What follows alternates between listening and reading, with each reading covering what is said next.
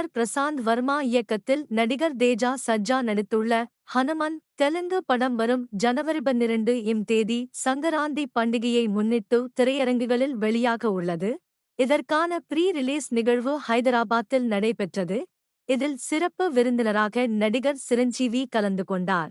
அப்போது நிகழ்வில் பேசிய அவர், ராமர் கோயில் திறப்பு விழாவையொட்டி ஹனுமன் குழு ஒரு முக்கிய அறிவிப்பை வெளியிட உள்ளது.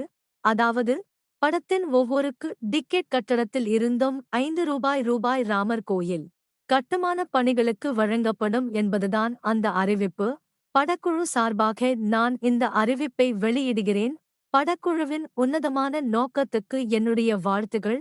மேலும் 22ஆம் தேதி நடைபெறும் நிகழ்வில் குடும்பத்துடன் கலந்து கொள்கிறேன் என்று தெரிவித்துள்ளார்.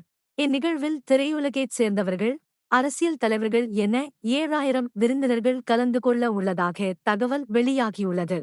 சென்னையில் நடந்த உலக முதலீட்டாளர்கள் மாநாட்டில் இறுதி செய்யப்பட்ட மொத்த முதலீடுகள் முன்னெப்போதும் இல்லாத அளவாக 6,64,180 கோடி ரூபாய் என்றும், இந்த முதலீடுகள் மூலம் நேரடி மற்றும் மறைமுகமாக மொத்தம் 26,90,657 வேலை வாய்ப்புகள் உருவாக்கப்படும் என்றும் தமிழக முதல்வர் மு.க. ஸ்டாலின் கூறியுள்ளார்.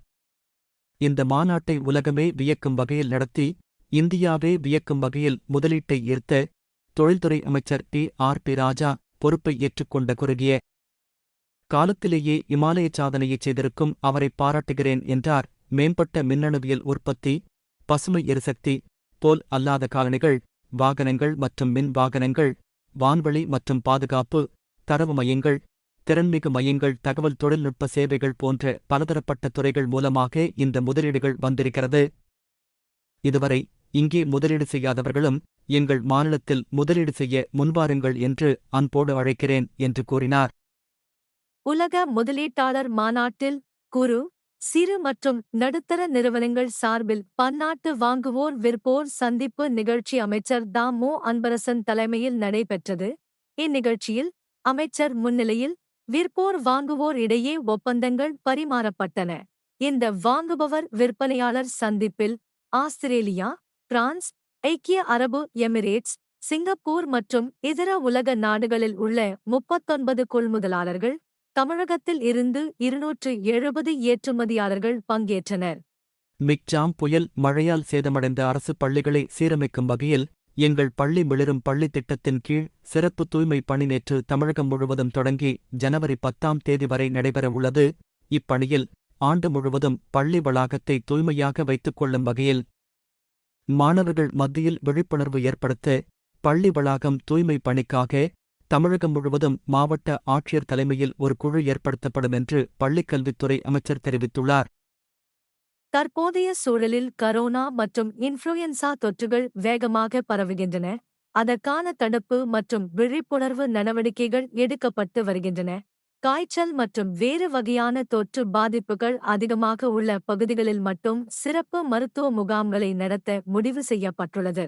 நடமாடும் மருத்துவக் குழுக்கள் மூலம் பாதிப்பு உள்ள பகுதிகளில் மருத்துவ பரிசோதனை, சிகிச்சைகள் மேற்கொள்ளப்படும் என்று பொது சுகாதாரத்துறை இயக்குனர் தெரிவித்துள்ளார்.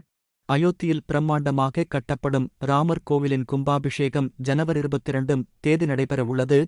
இதனை இந்தியாவில் மட்டுமின்றி வெளிநாடுகளிலும் கொண்டாட விஸ்வ இந்து பரிஷத் வெக்தி திட்டமிட்டுள்ளது. அயோத்தி கும்பாபிஷேக நாளில் 55 நாடுகளில் இந்துக்களை வெக்தி ஒன்று திரட்டவுள்ளது. கும்பாபிஷேக சடங்குகள் நடைபெறும் நேரத்தில் பிரார்த்தனை நிகழ்ச்சியும் நடைபெறவுள்ளது.